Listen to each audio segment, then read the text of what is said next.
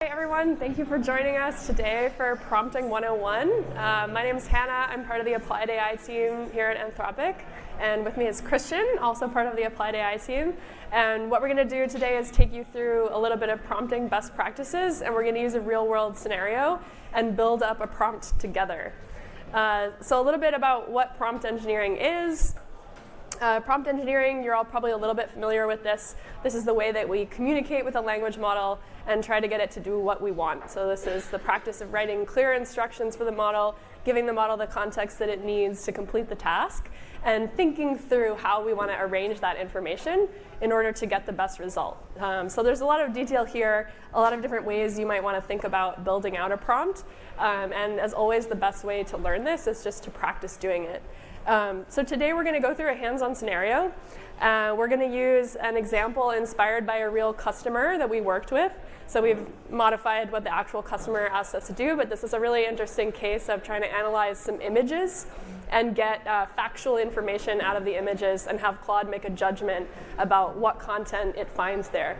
And I actually do not speak the language that this content is in, but luckily Christian and Claude both do.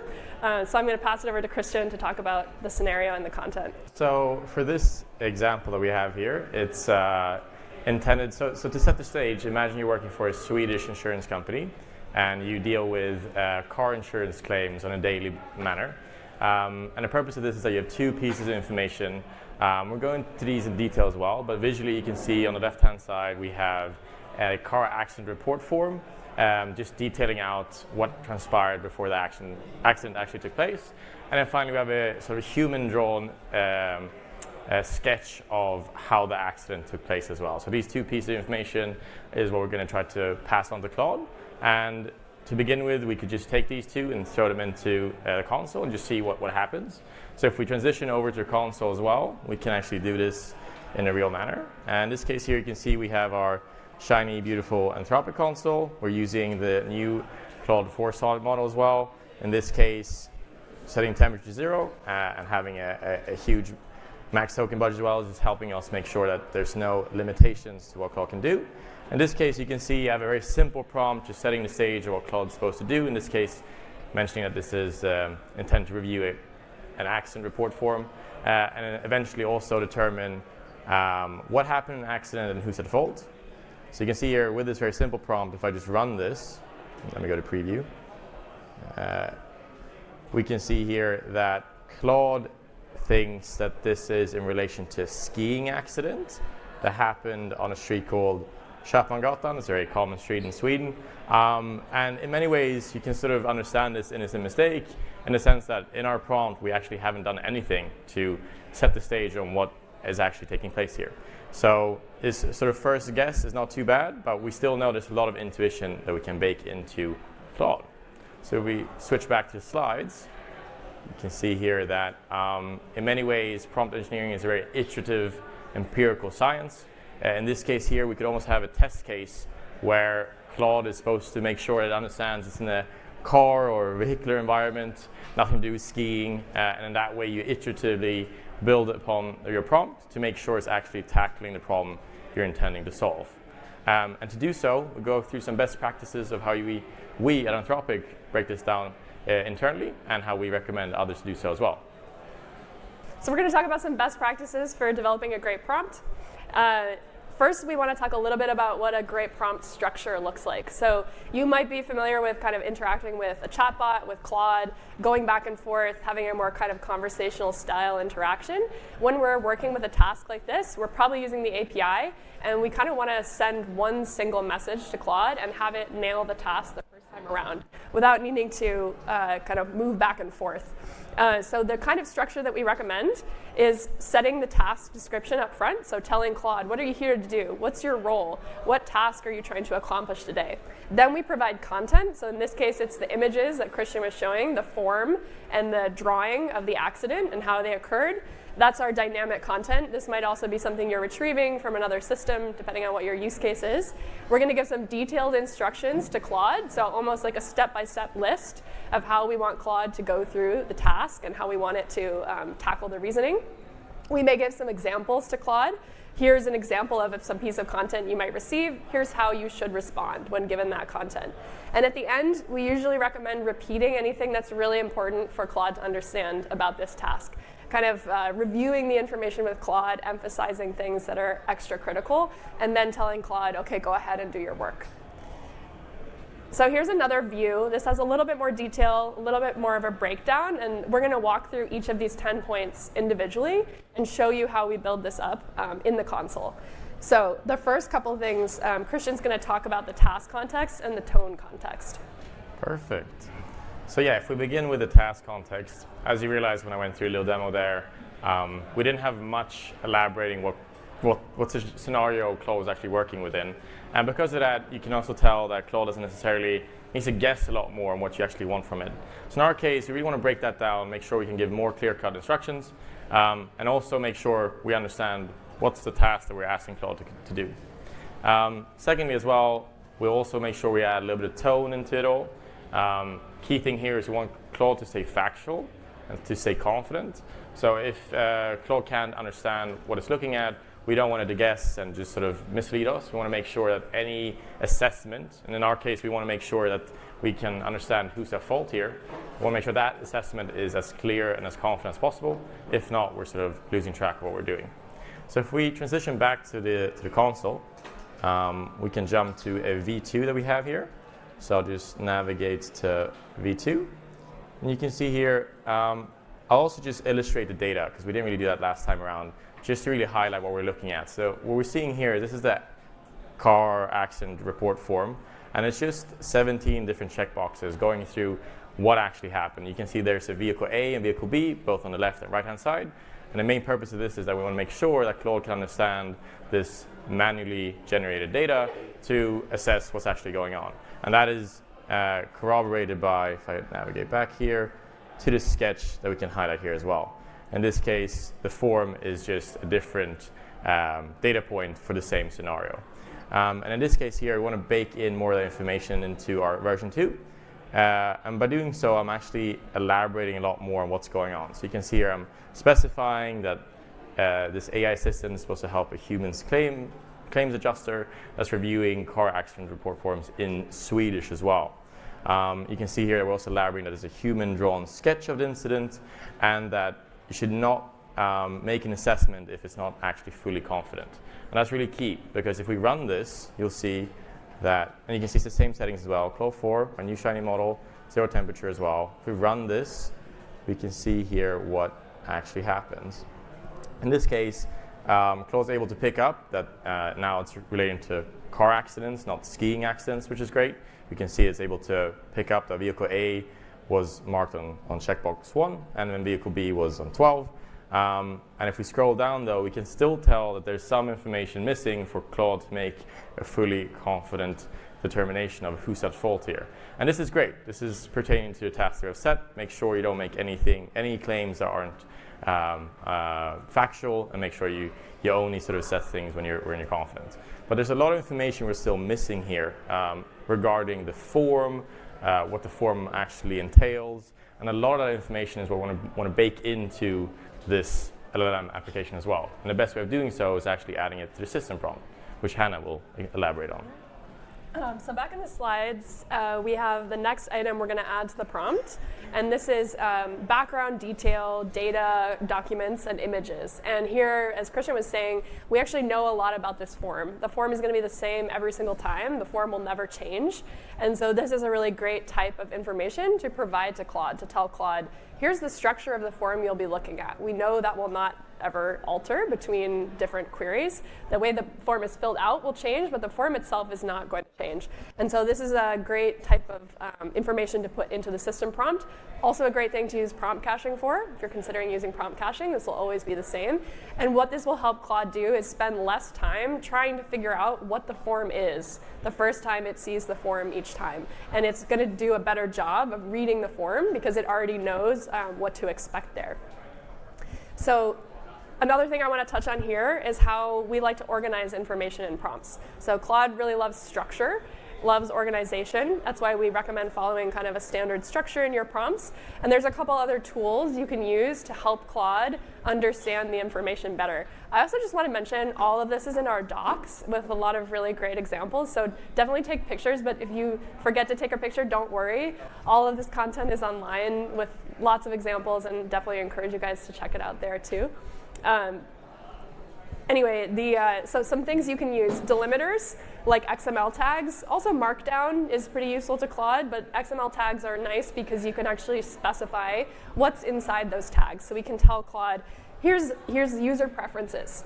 Now you're going to read some content, and these XML tags are letting you know that everything wrapped in those tags is related to the user's preferences. And it helps Claude refer back to that information, maybe at later points in the prompt. So I want to show back in the console how we actually do this in this case. And Christian's going to pull up our version 3. So we're keeping everything about the other part of the user prompt the same. And we've decided, in this case, to put this information in the system prompt. You could try this different ways. We're doing it in the system prompt here. And we're going to tell Claude everything it needs to know about this form. So this is a Swedish car accident form. The form will be in Swedish. It'll have this title. It'll have 2 columns. The columns represent different vehicles. We'll tell Claude about each of the 17 rows and what they mean. You might have noticed when we ran it before, Claude was reading individually each of the lines to understand what they are. We can provide all of that information up front. And we're also going to give Claude a little bit of information about how this form should be filled out. This is also really useful for Claude. We can tell it things like, humans are filling this form out, basically. So it's not going to be perfect. People might put a circle. They might scribble. They might not put an X in the box. There could be many types of markings that you need to look for when you're reading this form. We can also give Claude a little bit of information about how to interpret this or what the purpose or meaning of this form is.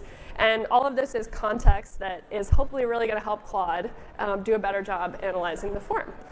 So if we run it, everything else is still the same. So we've kept the same user prompt down here. Oh, your scroll is backwards from mine.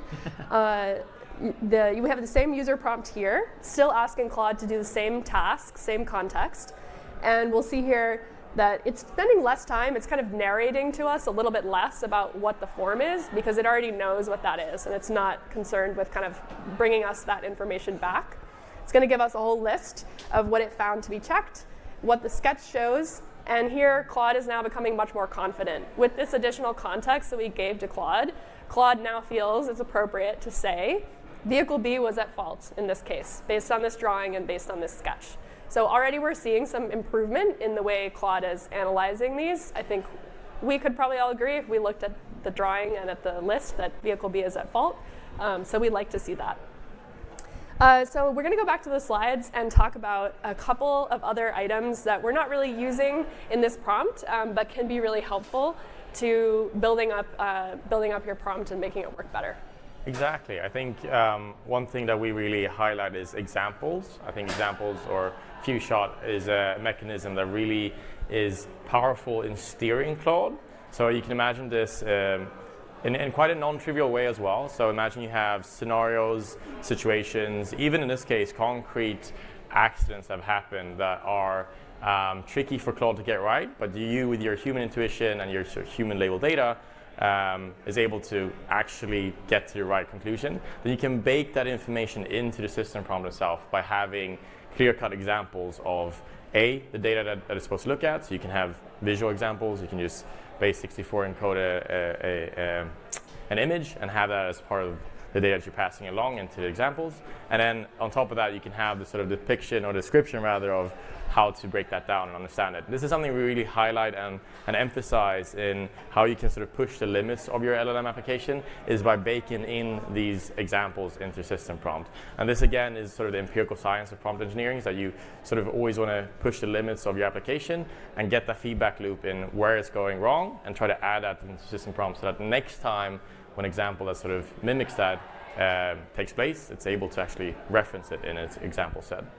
You can see here as well, this is just a little example of how we do this. Again, really emphasizing this sort of XML structure that we enjoy. It gives a lot of structure to Claude. It's what it's been fine-tuned on as well. And it works perfectly well for this example. And in our case, we're not doing this just because it's a simple demo, but you can realistically imagine if you were building this for an insurance company, you'd have tens, maybe even hundreds of examples that are quite difficult, maybe in the gray, that you'd like to make sure that Claude actually has some basis in to make the verdict next time. Another topic we really want to highlight, which we're not doing in this demo, is conversation history. It's in the same vein as examples. We use this to make sure that enough context-rich information is at Claude's disposal when Claude's working on your behalf. In our case now, this isn't really a user-facing LLM application. It's more something happening in the background. You can imagine for this insurance company, they have this automated system, some data is generated out of this, and then you might have a human in the loop towards the end. If you were to build something much more user-facing, where you'd have a long conversation history that would be relevant to bring in, this is a perfect place in the system prompt to include, because it enriches the context that Claude works within. In our case, we haven't done so, but what we do is, and the next step is try to make sure we give a concrete reminder of the task at hand. So now we're going to build out the final part of this prompt for Claude, and that's coming back to the reminder of what the immediate task is and giving Claude a reminder about any important guidelines that we want it to follow. Some reasons that we may do this are A, preventing hallucinations. So we want Claude to not invent details that it's not finding in this prompt, right? Or not finding in the data. If Claude can't tell which form is checked, we don't want Claude to take its best guess or invent the idea that a box might be checked when it's not. If the sketch is unintelligible, the person did a really bad job drawing this drawing, and even a human would not be able to figure it out, we want Claude to be able to say that. And so these are some of the things we'll include in this final reminder and kind of wrap-up step for Claude. Remind it to do things like answer only if it's very confident. We could even ask it to refer back to what it has seen in the form anytime it's making a factual claim. So if it wants to say vehicle B turned right, it should say, I know this based on the fact that box 2 is clearly checked, or whatever it might be. We can kind of give Claude some guidelines about that. So if we go back to the console, we can see the next version of the prompt. And we're going to keep everything the same here in the system prompts. We're not changing any of that background context that we gave to Claude about the form, about how it's going to fill everything out. We're not changing anything else about the context and the role. We're just adding this detailed list of tasks. And this is how we want Claude to go about analyzing this. And a really key thing that we found here as we were building this demo and when we were working on the customer example is that the order in which Claude analyzes this information is very important. And this is analogous to the way you might think about doing this if you were a human. You would probably not look at the drawing first and try to understand what was going on, right? It's pretty unclear. It's a bunch of boxes and lines. We don't really know what that drawing is supposed to mean without any additional context. But if we have the form, and we can read the form first and understand that we're talking about a car accident, and that we're seeing some checkboxes that indicate what vehicles we're doing at certain times, then we know a little bit more about how to understand what might be in the drawing. And so that's the kind of detail that we're going to give Claude here, is to say, hey, first, go look at the form. Look at it very carefully. Make sure you can tell what boxes are checked. Make sure you're not missing anything here.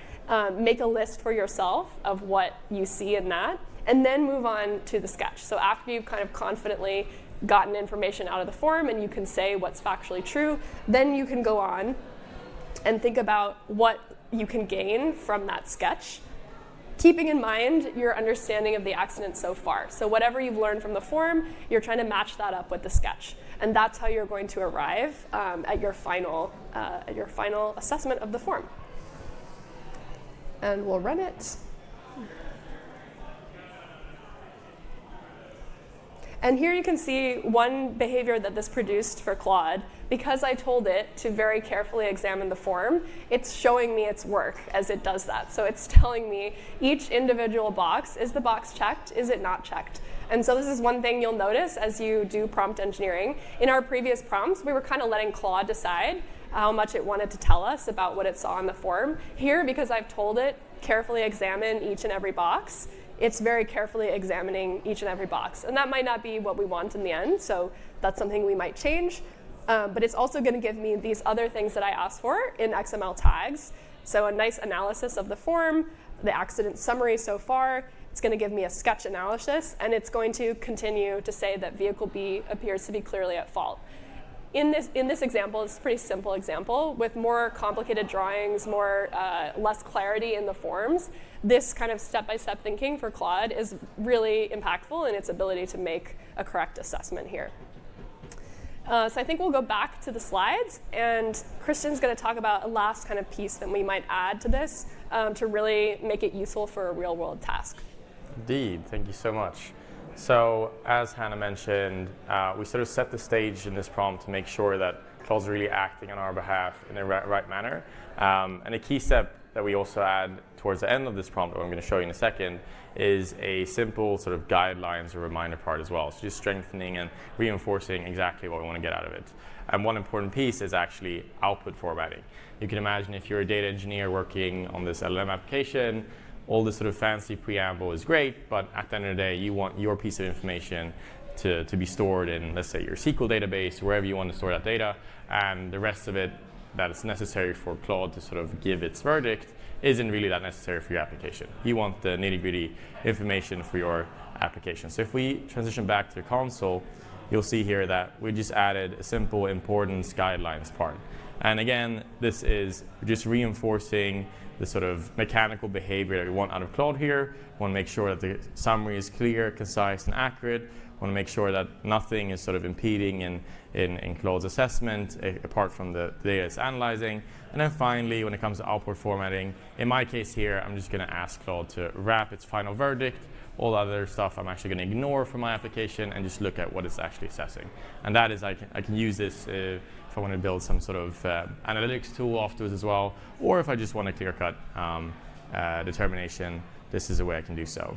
So if I just run this here, you'll see it's going through the same sort of process that we've seen before. In this case, it's much more succinct because we've asked it to summarize its findings in a much more straightforward manner. And then finally, towards the end, you'll see that it'll wrap my output in these final verdict XML tags.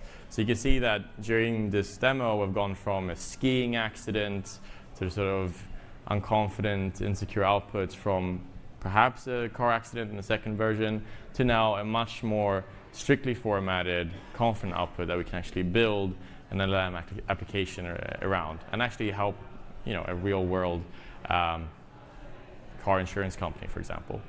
Finally, if we transition back to the slides, another key way of shaping Claude's output is actually putting words in Claude's mouth, or as we call it, pre-filled responses. You could imagine that parsing XML tags is nice and all, but maybe you want a structured JSON output to make sure that it's JSON serializable and you can use this in a subsequent call, for example. This is quite simple to do. You could just add that Claude needs to begin its output with a certain format. This could be, for example, a open squarely bracket, for example, or even in this case that we see in front of us, this would be an XML tag for itinerary. In our case, it could also be that final verdict XML tag. And this is just a great way of, again, shaping how Claude is supposed to respond without all the preamble if you don't want that, even though that is also key in shaping its output to make sure that Claude is reasoning through the steps that we wanted. So in our case here, we would just wrap it in the final verdict and then parse it afterwards. But you can use prefill as well. Now, finally, one step that I would like to highlight here as well is that both Claude 3.7 and especially Claude 4, of course, is a sort of hybrid reasoning model, meaning that there's extended thinking at your disposal. And this is something we want to highlight because you can use extended thinking as a crutch for your prompt engineering. Basically, you can enable this to make sure that Claude actually has time to think. It adds this thinking tags and the scratchpad. And the beauty of that is that you can actually analyze that transcript to understand how Claude is going about that data. So as we mentioned, we have these checkboxes where it goes through step-by-step of the scenario that transpired for the accident. And in many ways there, you can actually try to help Claude in building this into the system prompt itself. It's not only more token efficient, but it's a good way of understanding how these intelligent models that don't have our intuition actually go about the data that we provide them. And because of that, it's quite key in actually trying to break down how your system prompt can get a lot better. And with that said, I think I'd like to thank all of you for coming today. We'll be around as well, so if you have any questions on prompting, please go ahead. I know there's a prompting. If you want to learn more about prompting, in an hour we have prompting for agents. And right now we have an amazing demo of Claude Plays Pokemon, so don't go anywhere for that. And as Christian said, we'll be around all day, so I know we didn't have time for Q&A in this session, but please come find us if you want to chat. And thank you guys for coming.